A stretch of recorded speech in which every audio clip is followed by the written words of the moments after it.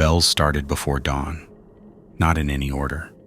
Somewhere close, somewhere far. Not for prayer. They rang every time someone died. So many were dying that the bells never stopped. I worked the corpse carts. I was paid to help move the dead out of the city before they piled too high.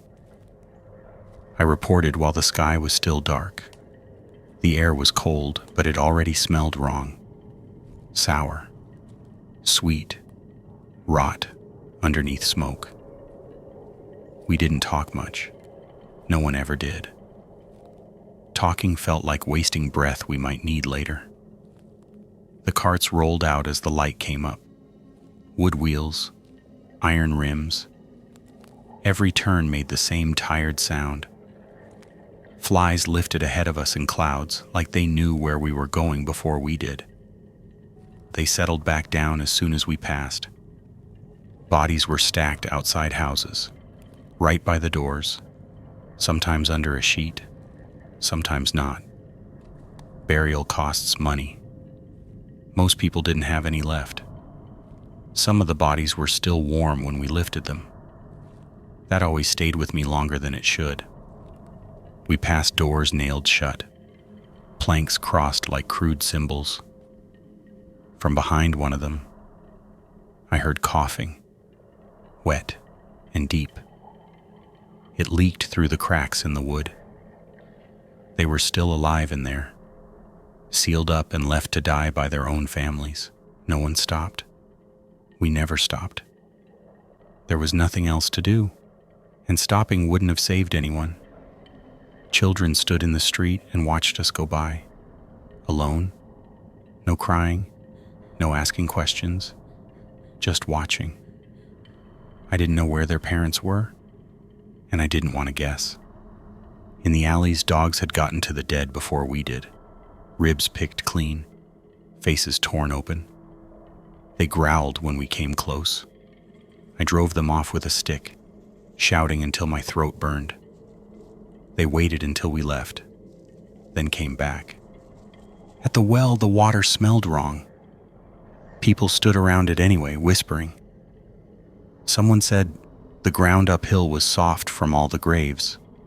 Someone else said the pits were leaking into the water. No one argued. They just filled their buckets and left. Smoke hung low over the streets. Burning refuse, burning clothes, burning anything that might carry sickness. It crawled into your lungs and stayed there. By mid-morning, my eyes were already stinging. Wives abandoned their husbands. Fathers abandoned their children. People left family behind because staying meant dying too. Thieves hit us halfway through the route. 3 of them. Knives out. Fast hands. They didn't care about us. Just the bodies. Rings, shoes, anything they could pull free. One of them cut into a corpse so hard the knife stuck. He laughed while he yanked it loose. At the edge of the market, people fought over bread crawling with maggots. They brushed them off and ate anyway. A man got knocked down and didn't get back up.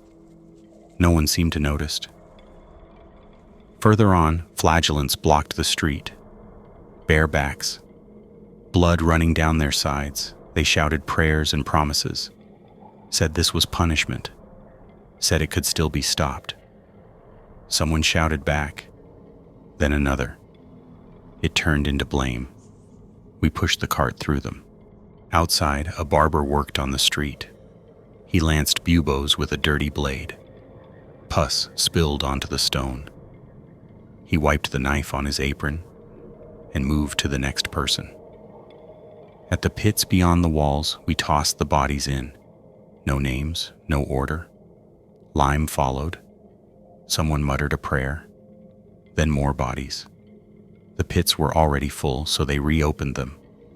Older layers showed through. We dumped bodies inside churches when there was nowhere else. Piles where pews used to be. Holy water bowls were black with grime and streaked red from too many hands. Icons were smeared where people had begged too hard.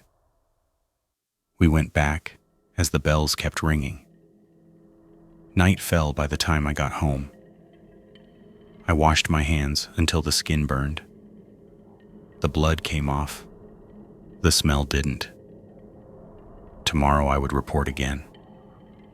The city was already dead. It felt like God had stopped caring. Morning did not arrive gently. There was no easing into the day, no slow waking of the city.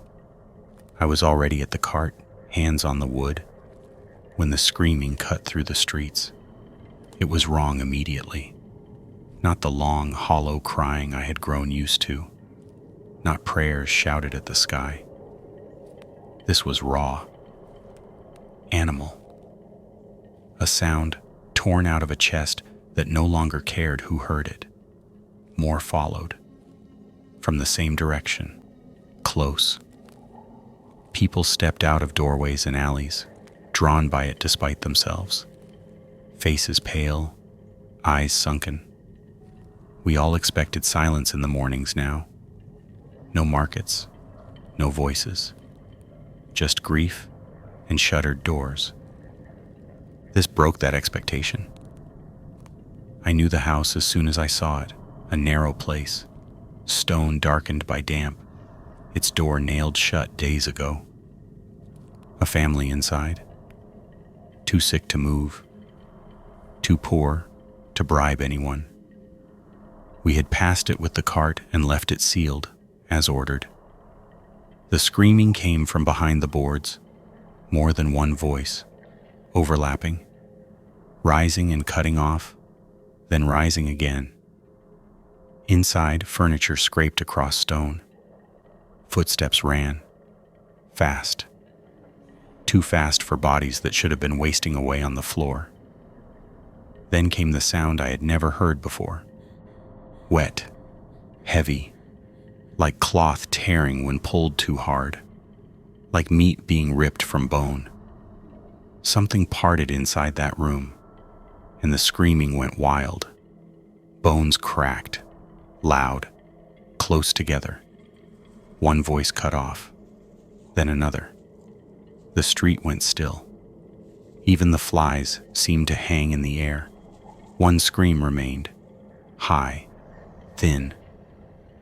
Then that stopped too. The tearing did not. Someone beside me whispered a prayer, I do not know to whom. A man stepped forward before anyone could stop him. He knocked on the door with his knuckles, soft at first, then harder. The tearing cut off instantly. Shrieks erupted inside as footsteps rushed the door. The impact shook the planks. Nails screamed as they began to pull free. The door bowed outward, wood splintering along the grain. Then it burst. The thing that came through was not a man anymore. It moved too fast, too sure. Its mouth worked in a constant snarl, breath rasping through teeth slick with blood. Others followed it, climbing over each other. Up close, their skin was pale and blotched, stretched tight and smeared with bruising and fresh blood. Bite marks tore across their arms and faces, flesh ragged and bleeding. Their faces were locked in vacant rage, milky eyes unfocused, teeth bared and snapping. Buboes bulged along their necks and jaws, blackened and swollen. Some split open and leaking as they moved. The smell of rot and sickness rolled off them in waves. They did not hesitate. One of them slammed into the nearest man, knocking him flat, teeth snapping for his throat, as others piled in from behind. The crowd broke. People screamed and ran, shoving each other aside. Someone went down. Someone else was bitten in the crush. I saw it happen. Teeth sank into his face, jaws clamped hard. Blood ran down his chin and soaked his collar. He cried out once, then collapsed as if his legs had been taken from him. Before anyone could help, the body convulsed. It rose, not slowly, not with effort. It came up hard, jerking, and lunged with the same blind fury as the others. Blows landed and meant nothing. Fists smashed into its ribs. A blade cut deep along its side, opening flesh and drawing blood, and it did not slow.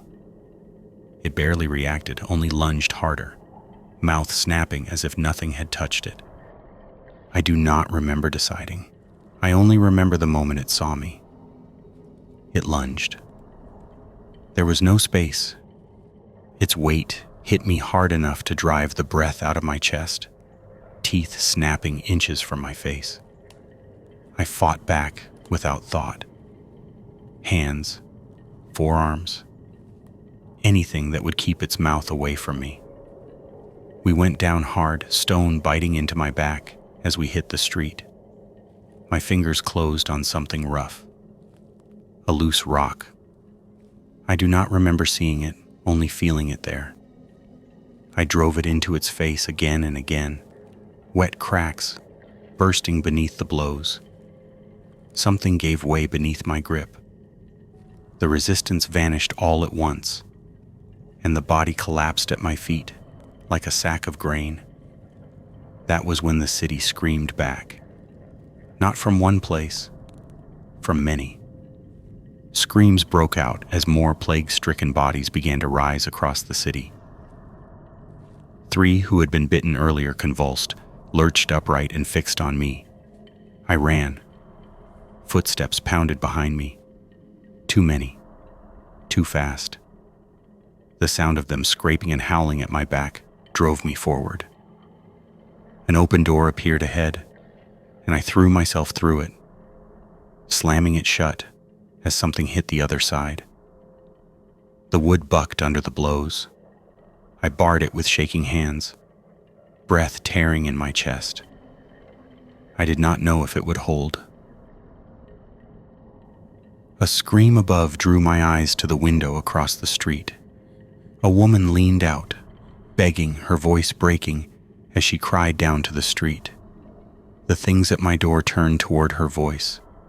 Another infected slammed into her like a thrown stone. They fell together. She survived the drop. I heard the bones break. Her legs bent wrong beneath her, white showing through red. She screamed again. The thing that fell with her moved, crawled, arms dragging its body across the stone.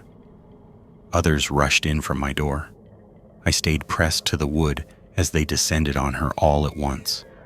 I saw bodies collide with her and drive her down. Teeth buried into her neck and face. Blood sprayed up the wall and streaked back down in dark lines. When I turned away, the sound followed me. I did not look back. The city did not stop screaming. Minutes passed.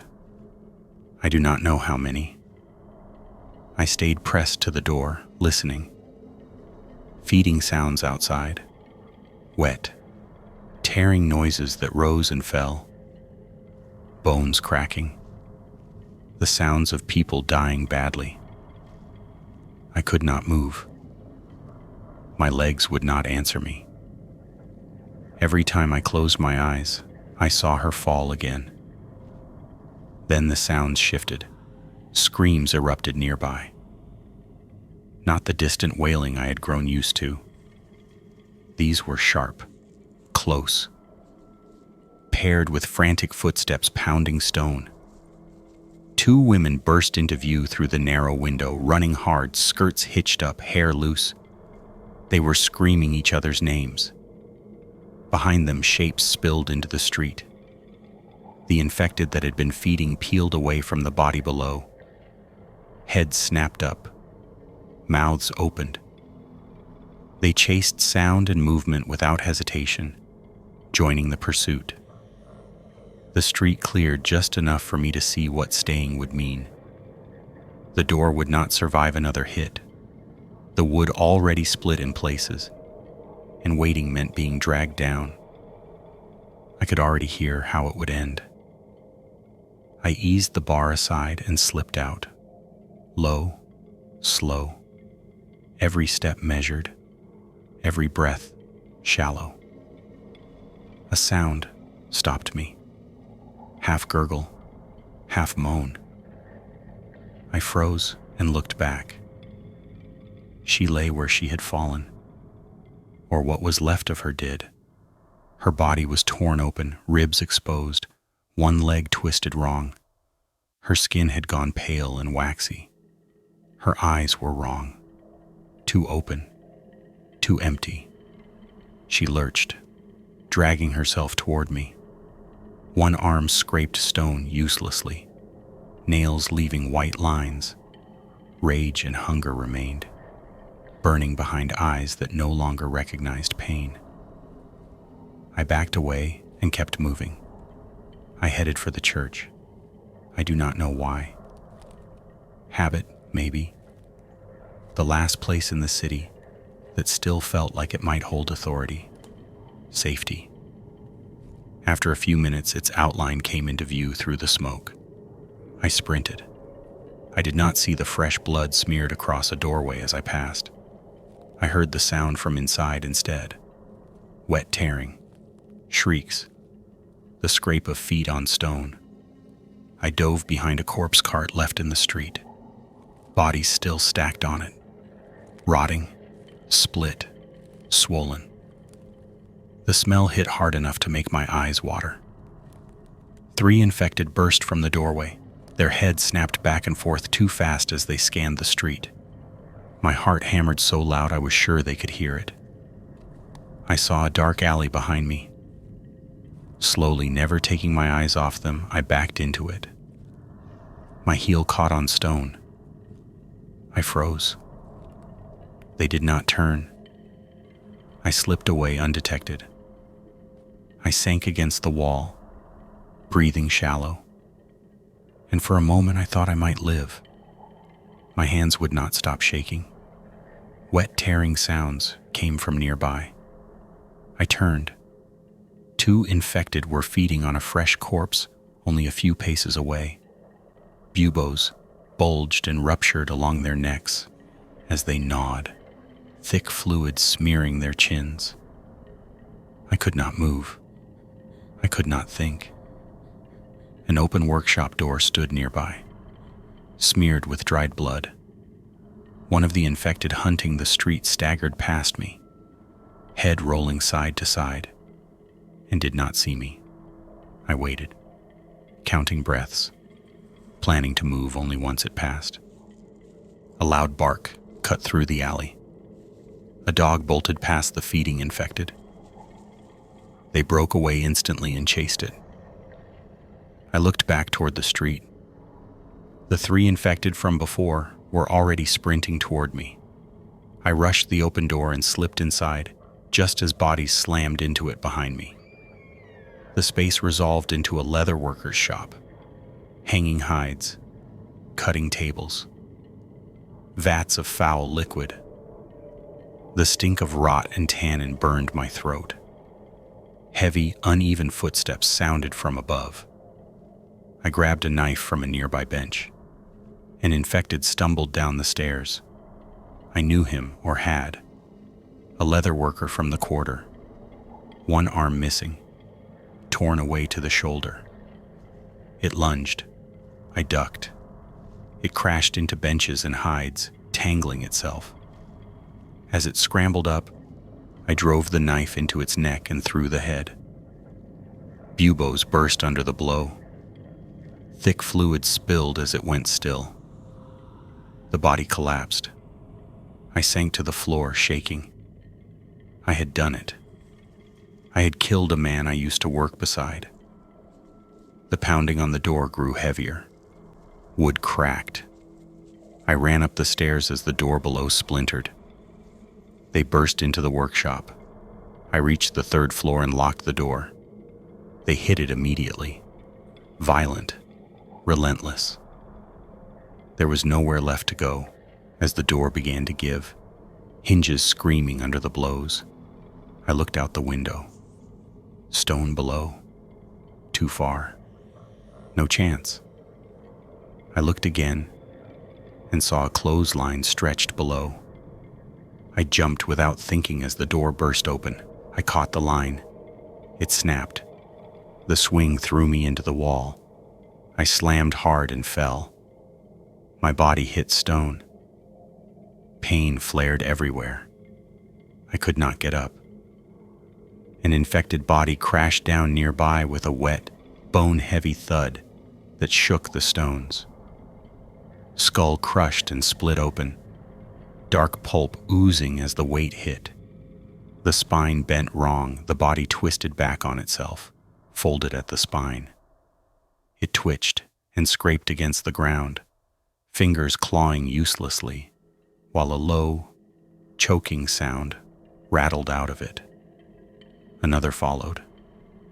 The third landed on them, jaw torn sideways. One leg twisted, it still rose. I forced myself to my feet. My shoulder screamed. Dislocated. I ran anyway. The church was close when an infected burst from a side street and lunged. I met it with the knife. The impact knocked me down. The body landed on top of me. Buboes ruptured near my face, thick fluid spraying close to my mouth. Two more charged from behind. I shoved the body off and scrambled up. I ran. Guards shouted from the church doors. Crossbow bolts struck. Bodies dropped. Hands grabbed me and dragged me inside. The doors slammed shut behind me. Hands shoved me forward and forced me down onto the cold floor. Someone pressed a cup into my hands. Water sloshed against my fingers. I drank without thinking, most of it spilling down my chin. The church was chaos barely held together. Children cried. Adults shouted prayers and curses in the same breath. Soldiers barked orders that dissolved into noise. Boots scraped and slipped on stone, slick with filth. A church attendant crouched in front of me and made me sit still. His hands shook as he pushed the cup back toward my mouth. Around us were maybe 24 people. Civilians huddled together. Soldiers posted at doors and windows. Church workers moving without direction, just motion. Faces were hollow, shocked, exhausted. No one looked whole. The smell was overwhelming. Rot and blood layered with sweat and smoke, all of it trapped in stone that had not been cleaned in weeks. Wrapped bodies were stacked along the side aisles and in the alcoves. Linen bundles laid where people once knelt. For a moment it felt safer than the streets. Stone walls, armed men, and the altar itself gave the illusion that order still mattered here. Noise outside drew the dead in waves. When they appeared, crossbowmen put bolts through their heads quickly. The bodies dropped out of sight. The rhythm almost felt routine, bolts loosed and heads dropping with practiced efficiency. The attendant touched my shoulder and winced. He signaled to a soldier nearby. The soldier grabbed my arm and snapped my shoulder back into place. Pain exploded through me. White. Blinding. I nearly blacked out. When it passed, I was left sitting on the floor, shaking, staring at the altar. The living knelt there. The dead lay behind them. Time stretched. Minutes blurred, my eyes drifting from the altar to the wrapped bodies and back again. That was when I noticed the movement. Along the side aisle, a linen-wrapped pile shifted. I blinked and dismissed it. Heat, fatigue, cloth settling. But it moved again, heavier this time. I straightened, eyes fixed. as the shape beneath the linen pushed against the weight above it. I called to the soldiers. No one answered. The pile shifted again as I raised my voice, and a soldier snapped back that they did not have time for this. The movement came once more. A corpse on top slid slightly. People nearby noticed. Heads turned. Whispering spread. A faint, muffled moan came from beneath the pile. Silence seized the church. Every eye locked onto the bodies. I asked a nearby church worker when those bodies had arrived. He whispered that it was yesterday evening. He shook his head and added that it was impossible. The new sickness only took those who died this morning. I asked if they had checked whether all were dead. He did not understand the question. A soldier answered instead. Some families abandoned people before they were gone. Some were discarded while still breathing. The implication settled heavy in the air, my stomach tightening as I pictured people left breathing under linen. The pile moved again. Another muffled moan. Gasps rippled through the room. An officer ordered 2 soldiers forward. They approached slowly. The pile shifted harder. They began pulling bodies from the top. The officer ordered 2 more forward. Crossbows raised. Bolts trained on the mass. One corpse beneath stood out, linen soaked darker with pus and blood. A bolt fired. The head burst apart. A sword followed, driven down for certainty. As the blade was yanked free, a hand burst from another wrapped body. It grabbed the soldier's arm and bit down. The second soldier swung. The blow tore scalp, but did not stop it. The infected lunged and bit into his neck. A blade came down, piercing the skull. It continued through into the man beneath. The infected went still. The bitten soldier convulsed.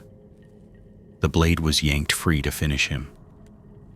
The first soldier lunged, already turned. He bit another. A third hesitated for a heartbeat too long. The first lunged again and bit him too. Shouts erupted.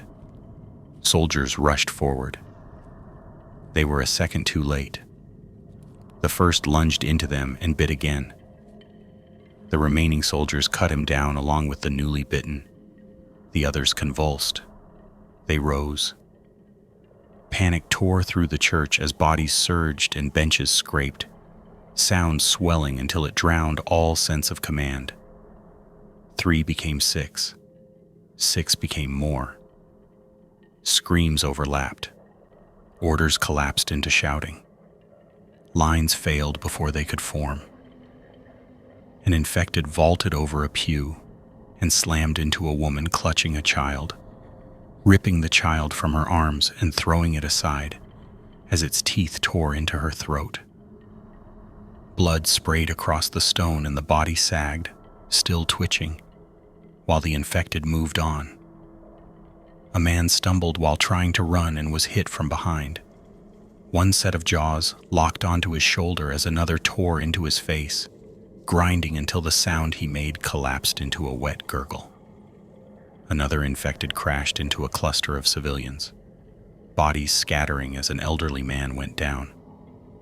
It dropped onto him and drove his skull into the floor until it broke. Soldiers fought back. A crossbow fired point blank. A body dropped. 2 worked together. One pinned with a spear. Another crushed a skull with a mace. They shouted for space. There was none. An infected barreled into a soldier mid-reload and bit into his jaw. Another soldier slipped in blood.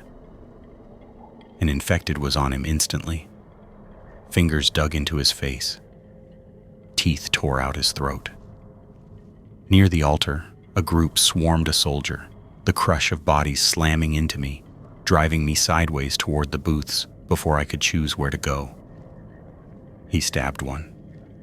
Another bit his leg. A third tore into his neck. He vanished beneath bodies. I ducked into a wooden confessional and pulled the thin door shut, crouching inside with my breath locked in my chest as the sounds closed around me. Screams cut short, bone cracking, wet tearing, bodies hitting stone. Someone nearby prayed until the words broke into screaming, and something heavy slammed into the booth wall hard enough to shake it. I peered through the narrow gap as 3 infected stopped and fixed on the booth, snarled, then pivoted away when the door of the other confessional was ripped open, and someone inside began to scream. The booth shuddered as bodies slammed into it, wood splintering and flesh tearing, blood spraying through the gap to run under the divider and pool against my boot while I clamped my hands over my ears, uselessly, crying without sound as feeding noises crowded close, chewing, bone snapping, ragged breathing, with only thin wood and a curtain between us. A priest cried out. Heavy beams slammed. Bolts scraped free. The main doors were being unlocked.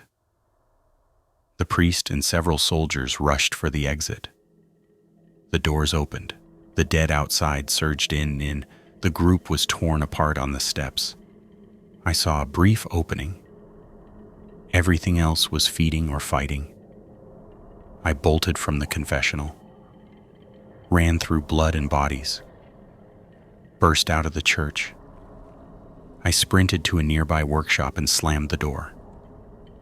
They hit it moments later. I ran up inside without stopping, reached the top, climbed out along a beam. I pulled myself onto the roof. Below me, the church screamed. I lay flat on the roof, staring at a strip of sky the color of ash. My chest heaved. My hands shook against the tiles. Below me, the workshop door splintered. Wood cracked and peeled. Bodies slammed into it, howling and snarling, the sound climbing the walls. I crawled a few steps away from the ledge and stopped. Whatever had been holding me together gave out. I collapsed fully onto the roof, cheek pressed to warm clay. A cry tore out of me before I could stop it. I lay there shaking, sucking air in short, ugly pulls. Minutes passed before the shaking eased. The pain settled in, deep and spreading from my shoulder across my ribs and down my back. A slow fire I could not escape. I lifted my head and looked across the rooftops.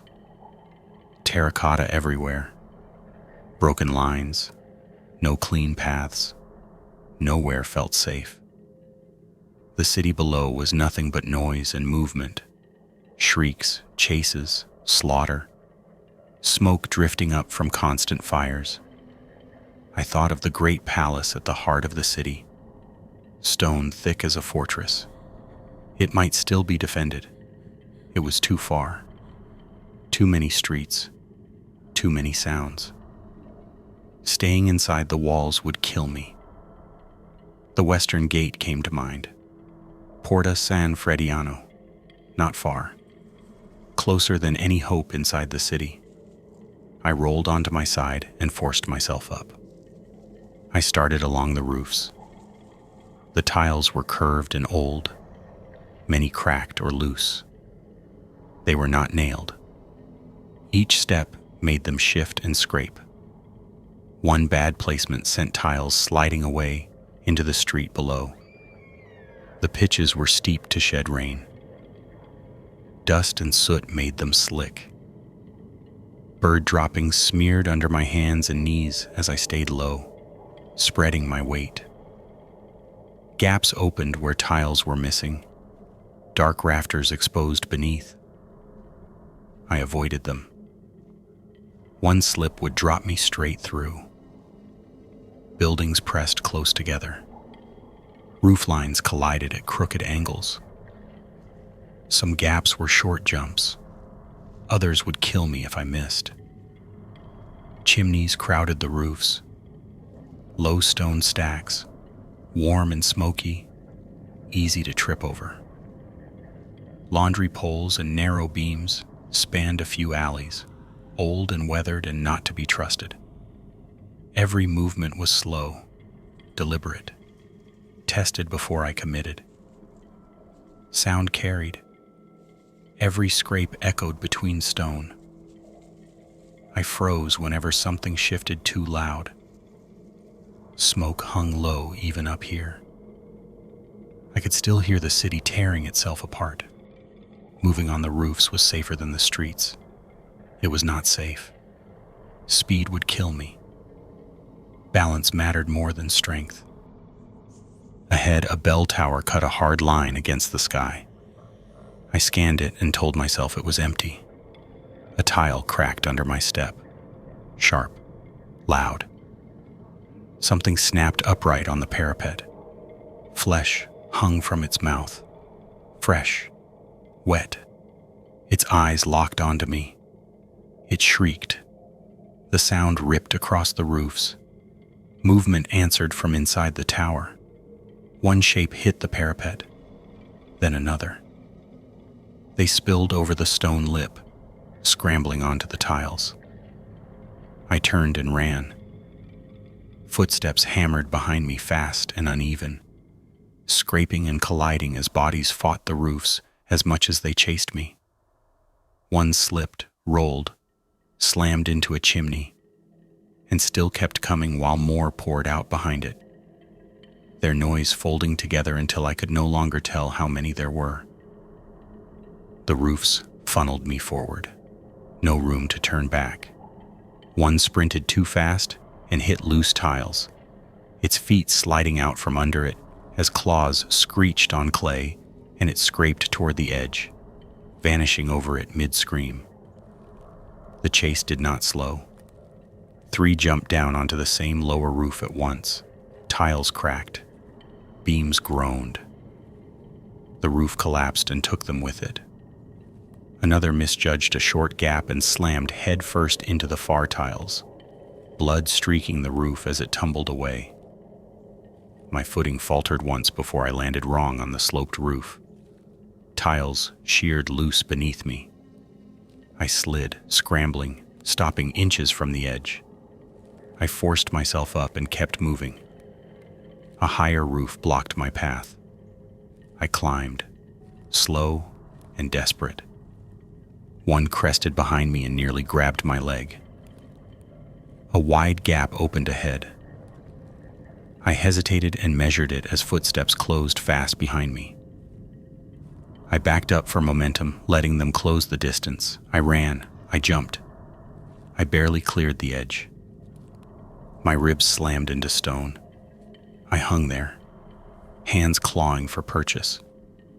One jumped after me and clamped onto my leg, dead weight dragging below the ledge. The sudden pull nearly took me with it. Tiles slipped under my hands. It slammed against the wall. Its grip failed. It fell away, screaming into the gap. I stayed hanging there for a heartbeat too long. Chest locked tight as pain knifed through my ribs. Every breath burned.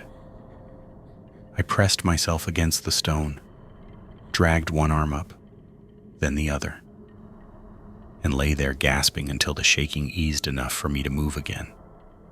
The rooftops ended ahead.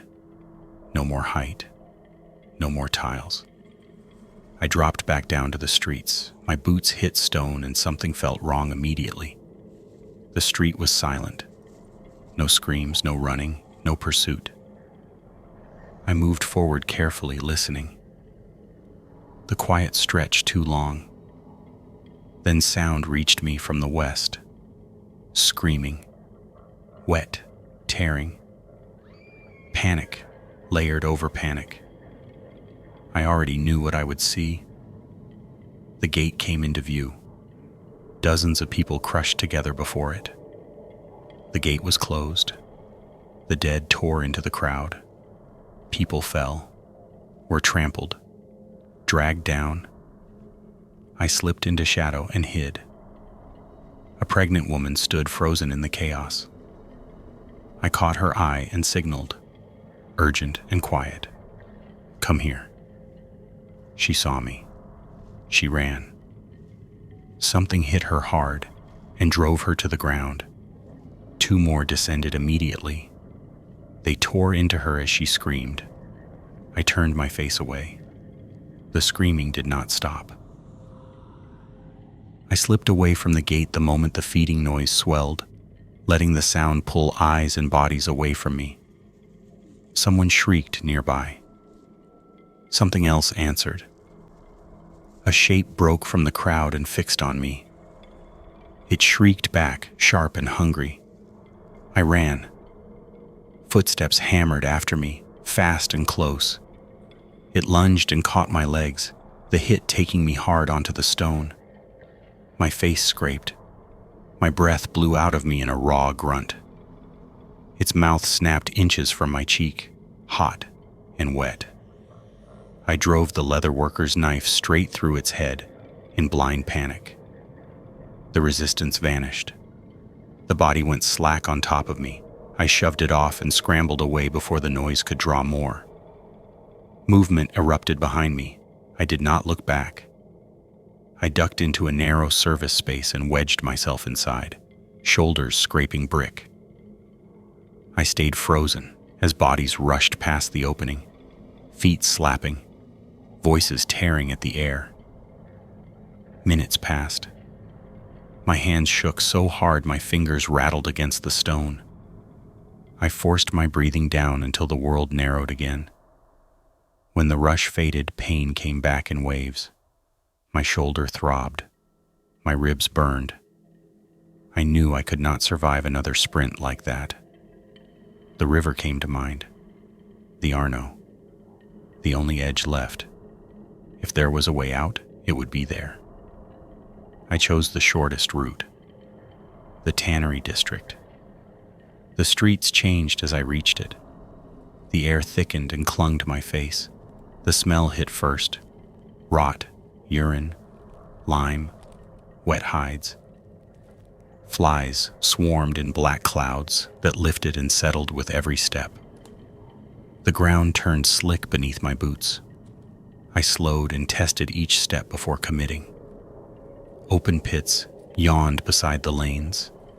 Some held cloudy liquid.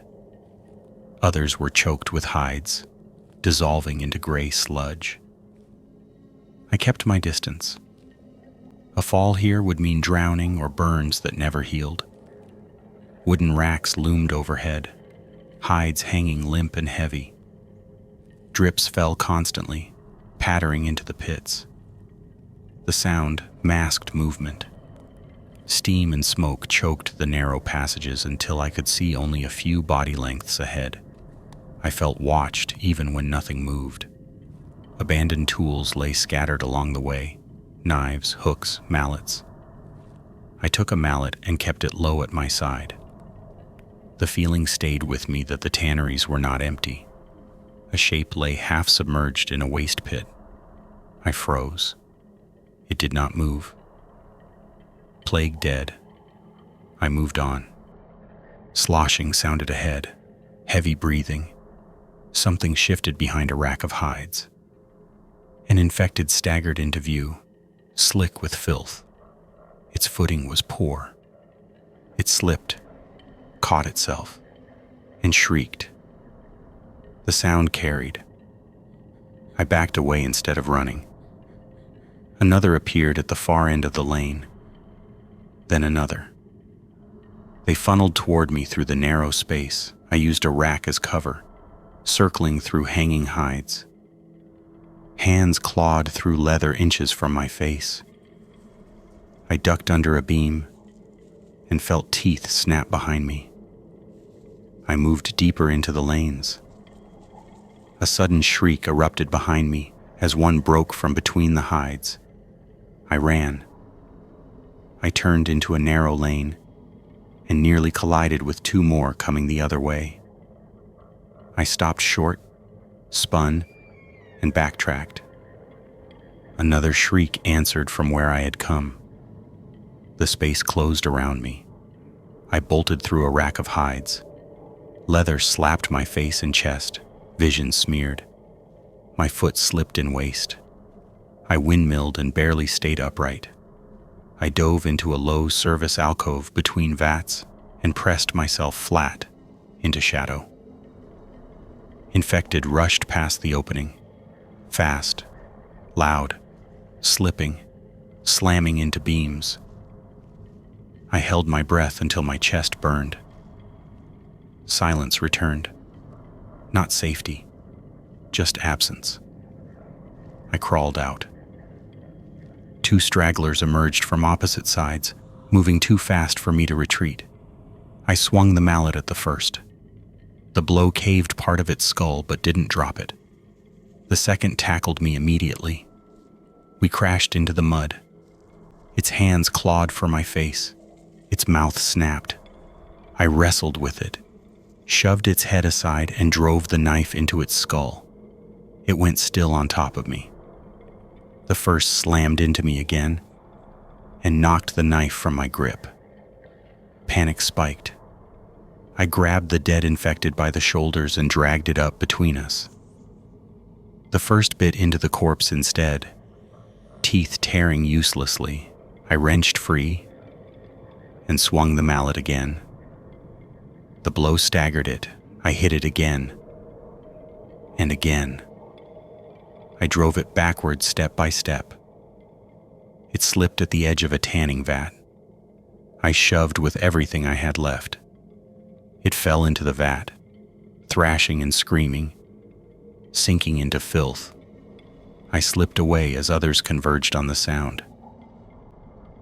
I did not stop moving until the smell of the river reached me. The air cooled against my skin. The tannery lanes loosened their grip, opening just enough that stone replaced mud beneath my boots. I stumbled onto firmer ground and kept going. Ahead, the river wall rose from the dark. Old stone, slick with moss and slime.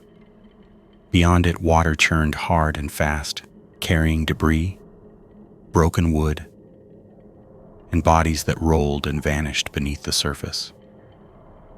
There was no open bank, no gentle slope. The city still blocked me in. I followed the wall, keeping low. Waste channels ran toward the water, narrow cuts in the stone where filth drained away. I tracked them, knowing they had to lead somewhere. The sound of rushing water grew louder. At the base of the wall, I found it. A low, dark opening half-choked with refuse. A drainage culvert. The stench was unbearable. Rot layered over urine and lime, thick enough to burn my throat. The opening was barely wide enough for a man to fit. I crouched beside it and listened. Screams echoed somewhere behind me, close enough to matter. They were moving this way. I set my jaw. This was the only way out I could see. I turned and stepped into the culvert. The water swallowed my legs immediately. Waist deep, thick, oily. Every step dragged. My feet slid in soft sludge beneath the surface, never finding solid stone. Grease and scraps of hide slid against my thighs. The smell made my eyes water. Urine, lime, rot. My splashes echoed down the tunnel. A shriek answered from inside the darkness. Something rushed me. An infected lunged out of the black. I twisted aside, and it plunged into the water instead, disappearing in a violent splash. It surfaced at once and slammed into me, driving me back into the stone wall. Filth smeared across its face as its teeth snapped closer and closer to my eyes. I braced my forearm against its throat, slipping in the slime as it thrashed. It lunged again. I jerked aside and drove the knife into its eye. The The body convulsed and went slack. I shoved it away and staggered forward as more shrieks echoed behind me. The culvert might have been a mistake. I knew it even as I pushed deeper. It was too late to turn back. Movement was slow. Every step a fight against the water. Another body floated toward me, torn open, half-eaten. It could not move properly, limbs drifting uselessly, but its teeth still snapped with blind rage. I shoved it aside and kept going. Splashes erupted behind me. Screams filled the tunnel. The darkness thickened until the entrance light died completely. I could no longer see my hands. I reached forward, fingers scraping stone. I collided with something solid. Debris jammed the tunnel. Tangled hides, filth packed tight. A corpse wedged sideways, swollen and stuck. My boots sucked free from the bottom with a wet pull every time I lifted a foot. I clawed at the blockage, fingers slipping, heart pounding. The first infected reached me, then another, then a third. I fought blind. Water surged against my chest as I hacked and shoved at whatever pressed in close, blades and hands colliding in the dark, the tunnel squeezing my shoulders until I could barely swing. Something slammed into me again. I struck at breath and weight, metal biting wet flesh, bodies bumping and scraping past my face while the current pinned me in place. Teeth scraped my arm. I screamed and tore at the clog, forcing it loose inch by inch until it finally broke. The water surged forward. I dove through the gap. The tunnel sloped down sharply. The water climbed over my chest. Infected splashed directly behind me as the passage dropped fully underwater. I had no choice. I filled my lungs and dove. Darkness crushed in. I swam blind, hands scraping stone, lungs burning. Something grabbed at my leg and yanked hard, fingers digging in before the grip slid free and vanished into the black water below me. My chest screamed for air. The burn tore through my ribs and into my skull, pressure crushing behind my eyes as my arms flailed at nothing but black water. I kicked blindly, lungs spasming, certain the stone would never end, that this was where I would fill and sink unseen. Then the tunnel released me. I burst into open water and gasped violently as the river seized me and carried me away from the wall. I swam without looking back. The river did not let me rest. It dragged me along its edge, cold and fast, until my hands struck mud and reeds. I clawed at them without strength, fingers slipping, until I managed to pull myself half out of the current. My body collapsed onto the bank and stayed there, face pressed into wet earth. I retched river water and bile until nothing came up but air. My chest heaved in short, broken pulls. The shaking would not stop. The water kept moving past me, dark and indifferent, carrying scraps of wood and things I did not look at closely. When I could move again, I checked myself the way I always had. Hands first, arms, legs. I pressed my ribs and hissed as pain flared sharp and deep. My shoulder barely lifted. Cuts along my hands and forearms burned where the river filth had worked into them. No bites. That mattered. It did not comfort me. I rolled onto my back and stared up at a sky gone dull and colorless. The cold settled in once the river left me. It crept through my clothes and into my bones, heavy and slow. My teeth chattered until my jaw ached. Florence lay behind me. I could not see it from where I lay, but I could hear it faintly when the wind shifted. Bells, screams. Sometimes nothing at all. Smoke smeared the horizon where the city still burned, a low stain against the morning. It was close enough to feel real, far enough that I could not go back. I pushed myself up and nearly fell again. The ground tilted.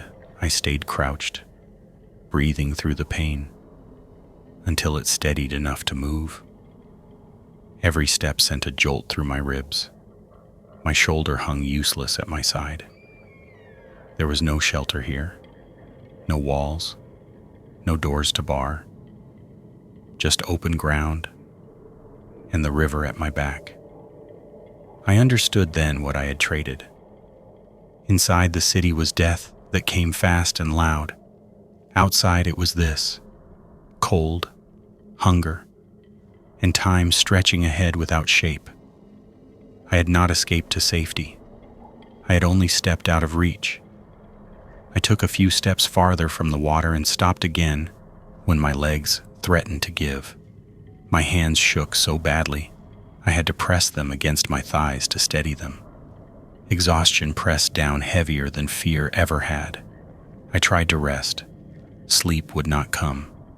Every sound made me flinch. The wind in the reeds, the water shifting, my own breath, too loud in my ears. I whispered a prayer without meaning to.